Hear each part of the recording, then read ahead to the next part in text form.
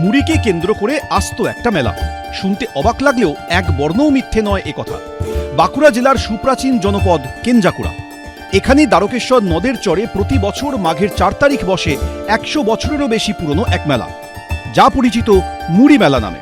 রবিবার সেই মেলাতেই আনন্দে গা ভাসালেন 8 থেকে 80।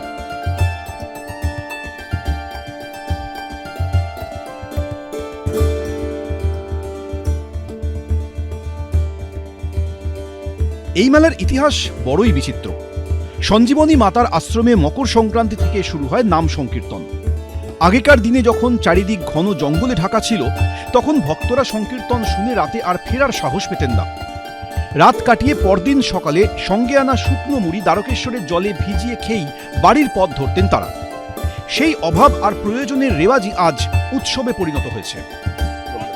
এই ফার্স্ট টাইম এলাম আমি মুড়ি মেলা। শুনেছি আগে অনেক ভিড় হয়। ফার্স্ট টাইম এক্সপিরিয়েন্স খুব ভালো লাগছে। হ্যাঁ, এই সবাইকার সাথে একসাথে বসে খাওয়া, একটা আনন্দ, গল্প করা, এই ব্যাপারটা আর কি।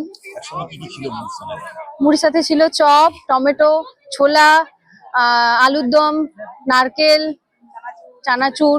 বাড়িতে বসে মুড়ি খাওয়া ডাইনিং টেবিলে আর নদীর চরে বসে মুড়ি খাওয়া, তো পার্থক্য কি দেখবেন? একদম খুব আনন্দ পেলাম।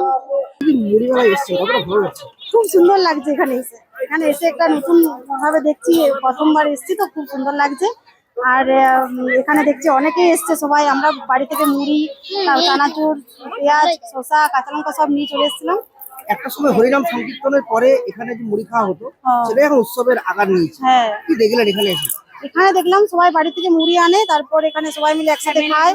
ফ্যামিলি সবাই মুড়ি একসাথে মাখিয়ে সবাই মিলে খায়, তারপরে মেলায় ঘুরে এরকম। জঙ্গল নেই, অন্ধকার কেউ আর ভয় পায় না কেউ, কিন্তু মুড়ি খাওয়ার সেই টান আজও অমলিন। এখন আর শুধু তীর্থযাত্রী নয়, কেঞ্জাকুড়া ও আশেপাশের 20টি গ্রামের মানুষ শীতের মিঠে রোদ পিঠে নিয়ে চড়ে বসে জমিয়ে মুড়ি খান।